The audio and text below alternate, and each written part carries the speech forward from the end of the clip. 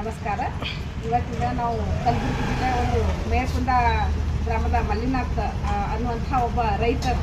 ಎಂಥ ರೈತರಂದ್ರೆ ಅವರು ಸಾವಯವ ಕೃಷಿ ಮತ್ತು ಎರೆಹುಳಿನ ಬಗ್ಗೆ ಮಾಹಿತಿ ಕೊಡ್ತಾರೆ. ಅದಕ್ಕೆ ಅವರು ಒಂದು ಮಾಹಿತಿ ಕೊಡಬೇಕಾಗಿತ್ತು ನಮಗೆ. ನಮಸ್ಕಾರ. ನನ್ನ ಹೆಸರು ಮಲ್ಲಿನಾಥ್ ಎಸ್ ಕೊಳ್ಳೂರು ಮೇಲ್ಕುಂದ ತಾಲೂಕು ಜಿಲ್ಲಾ ಕಲಬುರಗಿ. ನಾನು ಎರೆಹುಳ ಗೊಬ್ಬರ ಸಾವಯವ ಕೃಷಿಗೆ 2009ಕ್ಕೆ ನಾವು ಸಾವಯವ ಕೃಷಿ ಮಾಡಕತ್ತಿದ್ದೆವು. ಅದ್ರ ಮೊದಲು 2009ದಾಗ ಸ್ವಲ್ಪ ಎಕರೆ 2 ಎಕರೆ 3 ಎಕರೆ ಮಾಡ್ಕೋತ 2010 11ಕ್ಕೆ 10 ಎಕರೆ ಮಾಡಿದೆವು. 11ರಿಂದ ಈಗ 2015 16ಕ್ಕೆ ಒಂದು 15-20 ಎಕರೆ ಮಾಡಿ ಈಗ ಸಂಪೂರ್ಣವಾಗಿ 30 ಎಕರೆ ನಾವು ಸಾವಯವ ಗೊಬ್ಬರ ನಂಬಲ್ಲಿ ಮಾಡ್ತೇವೆ ರೀ. ನಾವು ಏನಾದರೂ ಸಾವಯವ ಗೊಬ್ಬರ ನಂಬಲಿದೇ ಬಳಸ್ತಿದ್ದೆವು. ಯಾಕಂದ್ರೆ ನಾವು ಬಾಜಾರದಿಂದ ತರಲ್ಲ. ನಾವು ಒಂದು ಎರೆಹುಳ ತೊಟ್ಟಿಗಳು ಒಂದು 20 ತೊಟ್ಟಿ 40-60 ಜಾಗದಾಗ ಮ್ಯಾಲೆಲ್ಲ ಶೆಡ್ ಹೊಡೆದಿದ್ದೆವು. ಈಗ ನಮ್ಮ ಮನೆಯಾಗೆ ಒಂದು 50 ದನಗಳವ, ಆಕಳುಗಳವ, ಎಲ್ಲ ಜವಾರಿನೇ ಅವ. ನಾವೇನು ಖರೀದಿತದಿಲ್ಲ, ಏನಿಲ್ಲ, ಜವಾರಿ ಇನ್ನೂ ವರ್ಷಕ್ಕೆ 18 ಮಾಡ್ತೀನಿ. ಅದ್ರದ್ದು ಸಗಣಿನೇ ನಾವು ಡೈರೆಕ್ಟ್ ಎರೆಹುಳ ಗೊಬ್ಬರಕ್ಕೆ ಹಾಕ್ತಿದ್ದೆವು. ಎರೆಹುಳ ಗೊಬ್ಬರ ಮಾಡಿ ವರ್ಷಿಗೆ ಒಂದು ಏನದ 40-50 ಟನ್ ಗೊಬ್ಬರ ತೆಗಿತಿದ್ದೆವು. 40-50 ಟನ್ ನಮ್ಮ ಹೊಲಕ್ಕೆ ಹಾಕಿ ಉಳಿದು ಮಾಡ್ತೇವೆ, ಇಲ್ಲ ನಾವು ಮಡಿಕೆ ಹಾಕ್ತಿದ್ದೆವು. ಅದ್ರಲ್ಲಿ 40-50 ಟನ್ ಗೊಬ್ಬರ ತೆಗಿಯೋದು ಮಹತ್ವ ಅಲ್ಲ, ಆಕಳುಗಳು ಕಟ್ಟೋದು ಭಾಳ ಮಹತ್ವ ಅದ. ಆಕಳುಗಳು ಕಟ್ಟಿ ಗೊಬ್ಬರ ಮಾಡಿ ನಮ್ಮ ಹೊಲಕ್ಕೆ ಬಿತ್ತೋದಕ್ಕಿಂತ ಅದ್ರೊಳಗೆ ಉತ್ಪತ್ತಿ ಆಗೋದೇ ನಮಗೊಂದು ಬೆಳೆ ಬೆಳೆದಪ್ಲೆ.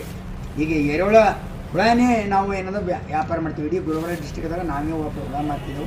ವರ್ಷಿಗೆ ಮಿನಿಮಮ್ 10ರಿಂದ 20 ಕ್ವಿಂಟಲ್ ಹುಳ, 20 ಕ್ವಿಂಟಲ್ ಹುಳ ಮಾಡ್ತೇವೆ. 50,000 ರೂಪಾಯಿಗೆ ಒಂದು ಕ್ವಿಂಟಲ, ಒಂದು 20 ಕ್ವಿಂಟಲ್ ಹುಳ ಮಾಡ್ತಿದ್ದೆವು. ಈಗ ಹುಳುದೇ ಹೆಚ್ಚಿಗೆ ಲಾಭ ರೀ ನಮಗೆ. ಈಗ ಲಾಕ್ಡೌನಾಗ 2021-2020ದಾಗ ರೀ 10 ಕ್ವಿಂಟಲ್ ಹುಳ ಮಾರೀನಿ ರೀ. ನಮ್ಮ ಲಾಕ್ಡೌನ್ದಾಗ ಎಲ್ಲನೂ ಬಂದಾಗ ಯಾವುದು ಬೆಳೆ ಫೇಲ್ ಆದ್ರೆ ರೀ, ಕಲ್ಲಂಗಡಿ 9 ಎಕರೆ ಕಲ್ಲಂಗಡಿ ಹಾಕಿ 9 ಲಕ್ಷ ನುಕ್ಸಾನ್ ಆಗ್ಯದ ರೀ. ಆದ್ರೆ 9 ಲಕ್ಷ ನುಕ್ಸಾನ್ ಆಗಿದೆ, ನಮಗೆ ಎರೆಹುಳನೇ ಲಾಭ ಮಾಡ್ಯದ್ರಿ. ಯಾಕಂದ್ರೆ 9 ಕ್ವಿಂಟಲ್ ಒಂದೇ ದಿನ 8 ಕ್ವಿಂಟಲ್ ಹುಳ ಕೊಟ್ಟೀನಿ ರೀ. ನಾ ಇದೇ ಗೋಳಸಾರ್ಕ ಒಬ್ಬರು ಭೀಮಾಶಂಕರ್ ತೆಗ್ಗಳಿ ಹೊರತು ಅವ್ರು ಭಾಳ ದೊಡ್ಡದೊಂದು ಗೋಶಾಲೆ ಮಾಡಿ ಎರೆಹುಳ ಕೊಟ್ಟು ಇದು ಮಾಡಿದ್ರು. 8 ಕ್ವಿಂಟಲ್ ಹುಳ ಅವ್ರಿಗೆ ಒಬ್ಬರಿಗೆ ಕೊಟ್ಟೀನಿ. ಇದೇ ನಮ್ಮ ಒಬ್ಬರು ಲಾಯರ್ ರಮೇಶ್ ಅಂತ ಹೇಳಿಕಿಲ್ಲಿ ಇದ್ರ ಬಲ್ಲಿ ಜಂಬಗ ಪಾಟಿ ಬಲ್ಲಿ ಅವ್ರದ್ದು ಒಂದು 200 ಎಮ್ಮೆ, ಅವ್ರಿಗೆ 2 ಕ್ವಿಂಟಲ್ ಹುಳ. ಹಿಂಗೆ 10 ಕ್ವಿಂಟಲ್ ಹುಳ ಕೊಟ್ಟರೆ 5 ಲಕ್ಷ ರೂಪಾಯಿ ಅದೇ ಆಯ್ತು. ಒಂದು ಬೆಳೆ ದೊಡ್ಡದೊಂದು ಹೊಲ್ದಾಗ ಕ್ರಾಪ್ ಬೆಳೆದಪ್ಲೆ ಐತೆ.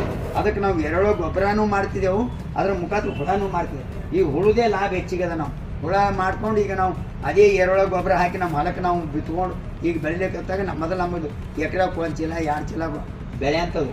ಈಗ ಎಕರೆಗೆ 8-10 ಚೀಲ ತೊಗರಿ ಬೆಳಿಲಿಕ್ಕತ್ತೇವ. ಎಕರೆಗೆ 20-30 ಟನ್ ಕಬ್ಬು ಆಗಿದೆ. ಈಗ 50-60 ಟನ್ ಕಬ್ಬು ಆಗ್ಲಿಕ್ಕತ್ತೇವ. ಈಗ ಪ್ರತಿಯೊಂದಕ್ಕೆ ಎರೆಹುಳ ಗೊಬ್ಬರ ಹಾಕಿ ನಾವು ಜೀವಾಮೃತ ಮಾಡಿಬಿಡೋದು, ದಸಪರ್ಣಿ ಹೊಡೆಯೋದು ತೊಗರಿಗೆ, ಈಗ ಪಂಚಗವ್ಯ ಮಾಡೋದು, ಇವು ಡಿಕಂಪೋಸ್ ಮಾಡೋದು, ಈಗ ಎಲ್ಲ ಒಂದೊಂದು ಥರದ ಮಾಡಿ ನಾವು ಡ್ರಿಪ್ಪಿನ ಮುಖಾಂತರ ಹರಿನೀರಾಗಿ ಬಿಟ್ಟು ಮಾಡೋಕ್ಕೆ ಈಗ ನಮಗೆ ಡಬಲ್ ಲಾಭ ಆಗ್ಲಿಕ್ಕತ್ತೇವೆ.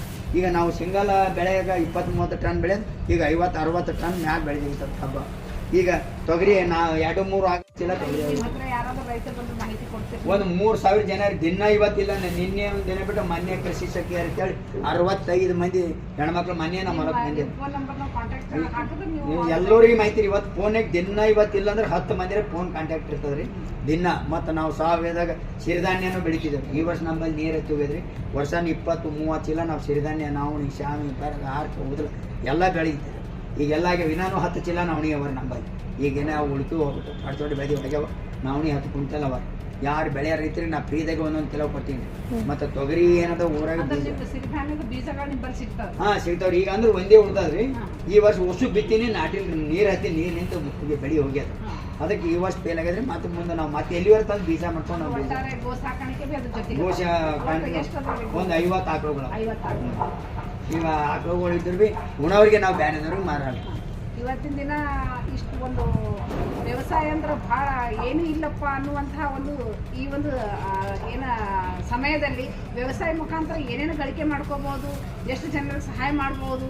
ಅಷ್ಟೇ ಅಂದರೆ ಭೂಮಿಗೂ ಸಹ ಸಾವಯವ ಗೊಬ್ಬರ ಹಾಕಿ ಭೂಮಿಗೂ ಸಹ ಒಳ್ಳೆ ರೀತಿಯಲ್ಲಿ ಕಾಪಾಡ್ಕೋಬೋದು ಅಂತೇಳಿ ನಾವು ಮಾದರಿ ಆದಂತಹ ನಮ್ಮ ಮೇಲ್ಕೊಂಡೋದ ಮಲ್ಲಿನಾಥ್ ಕಾಕವರಿಗೆ ಫೋನ್ ನಂಬರ್ ಧನ್ಯವಾದಗಳು ಹೇಳ್ತಾ, ಇವ್ರ ಫೋನ್ ನಂಬರ್ ಸಹ ನಾನು ಸ್ಕ್ರೀನ್ ಮೇಲೆ ಹಾಕಿರ್ತೀವಿ. ನಿಮ್ಗೆ ಯಾರಿಗಾದ್ರೂ ಇವ್ರ ಬಗ್ಗೆ ಮಾಹಿತಿ ಬೇಕಂದ್ರೆ ಆ ನಂಬರ್ ನೀವು ಕಾಂಟ್ಯಾಕ್ಟ್ ಮಾಡ್ಬೋದು ಅಂತ ಹೇಳ್ತಾ ಧನ್ಯವಾದ.